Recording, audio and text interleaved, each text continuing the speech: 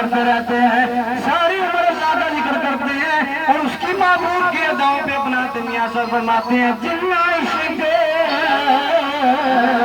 نمازاں بڑی جتنا عشق نمازاں بڑی وہ کبھی نہیں مرے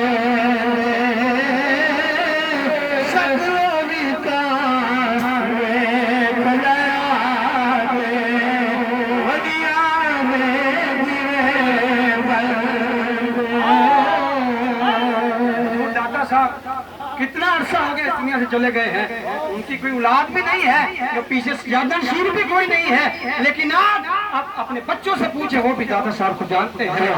راجہ معین چشتی اجمیری کتنا عرصہ ہو گیا اس دنیا سے چلے گئے ہیں، حضرت بابا فرید الدین شکرگنج کتنا عرصہ ہو گیا اس دنیا سے چلے گئے ہیں، لیکن آج بچہ بچہ جانتا ہے کہ دادا صاحب لاہور رہتے ہیں، راجہ بابا فرید الدین پاک پتشیر میں آتے ہیں، ہر ایک جانتا ہے کیا وجہ ہے۔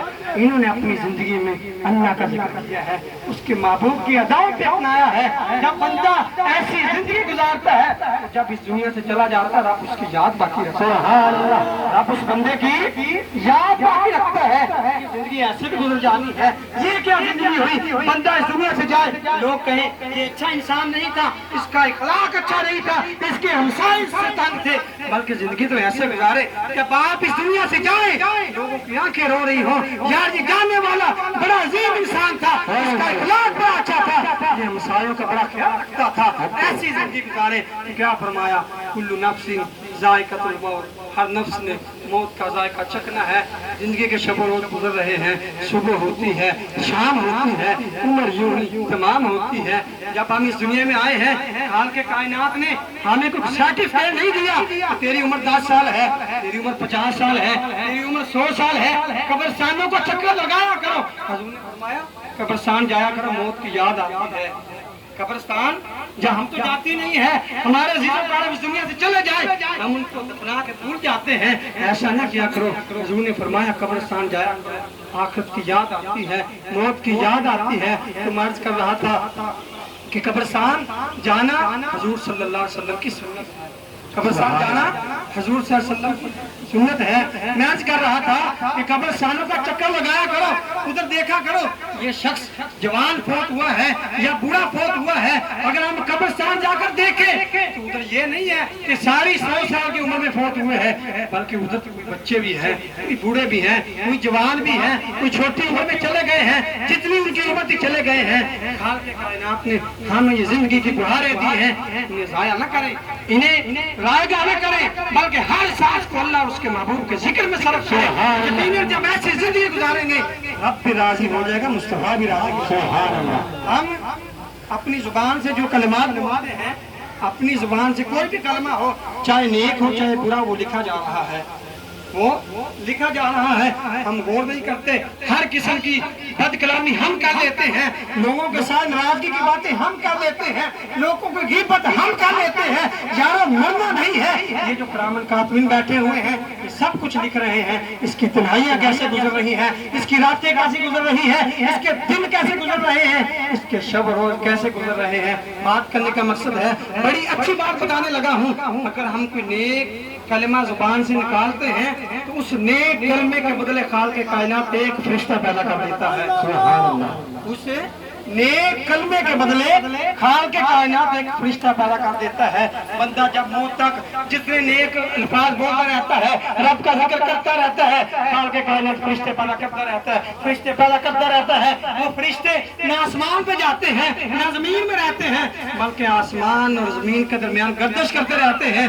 جب وہ بندہ فوت ہو جاتا ہے، توجہ کرنا، جب وہ بندہ فوت ہو جاتا ہے خالق کائنات سارے فرشتوں کو فرماتا ہے، اے فرشتوں اس بندہ اب اس دنیا سے چلا گیا ہے، سارے اس کی قبر میں چلے جاؤ، اس کی بخشش کے لیے دعا کرتے ہیں۔ سارے فرشتے اس کی قبر پر چلے جاتے ہیں۔ پتہ چلا یہ اصالہ ثواب کرنا فرشتوں کی بھی سنت ہے۔ قبروں پر جا کر دعا مانگنا یہ فرشتوں کی بھی سنت ہے۔ ہم یہ جو 9ویں کا ختم دلوا دیتے ہیں، 40ویں کا ختم دلوا دیتے ہیں، کیا یہ اصالہ ثواب کرنا جائز بھی ہے یا نہیں؟ अक्सर लोग कहते हैं कि इनका कोई फायदा नहीं होता। तवज्जो करना, ये जो हम एहसान सवाब का एहतमाम करते हैं, बात वो होती है जो कुरान से हो और हुजूर के फरमान से हो, जो कुरान से हो और हुजूर के फरमान से हो। एक दिन ताजदार कायनात सल्लल्लाहु अलैहि वसल्लम अपने सहाबा के साथ कब्रिस्तान में जाते हैं। एहसान सवाब की दलील देने लगा हूँ, तवज्जो करना। हुजूर सल्लल्लाहु अलैहि वसल्लम सहाबा के साथ कब्रिस्तान जाते हैं, उधर दो कब्रें होती हैं, आप उन कब्रों पर खड़े होते हैं, क्या देखते हैं? इस मुद्दे को भी अज़ाब कब्र हो रहा है, इस मुद्दे को भी अज़ाब कब्र हो रहा है। जब ये आलम देखते हैं, आप अपने सहाबा से फरमाते हैं, ऐ सहाबा दो हरी टहनियां लेकर आओ, दो सरसब्ज टहनियां लेकर आओ। सहाबा जाते हैं, हम जैसा नहीं थे, आगे से पूछने लग जाते, या रसूल अल्लाह क्या करनी है? हुजूर ने फरमाया टहनियां लेकर आओ। सहाबा भाग कर जाते हैं, दो सरसब्ज टहनियां लेकर आते हैं। जब ताजदार कायनात के पास लेकर आते हैं, आप एक टहनी उस कब्र पर रख देते हैं, एक टहनी उस कब्र पर रख देते हैं।